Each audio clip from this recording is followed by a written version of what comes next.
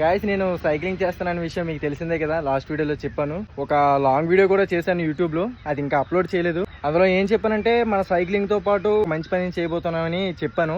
అది ఏంటంటే రైడింగ్ చేసినప్పుడు చెప్తానని చెప్పాను. ఆ వీడియో ఇంకా వదలలేదు.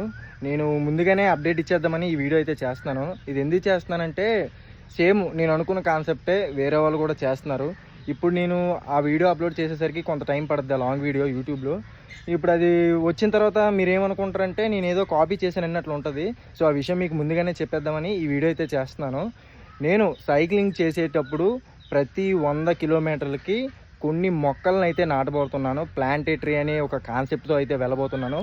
నేను ఫస్ట్ ఏమనుకుంటున్నానంటే కిలోమీటర్కి ఒక మొక్క నాటుతూ ప్రతి 100 కిలోమీటర్లకి ఒక 10 మొక్కలు నాటుదామని అయితే నేను డిసైడ్ అయ్యాను.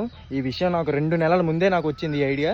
కాకపోతే ఇప్పుడు కొందరు సోషల్ మీడియా ఇన్ఫ్లుయెన్సర్లు కూడా ఇదే చేస్తున్నారనమాట.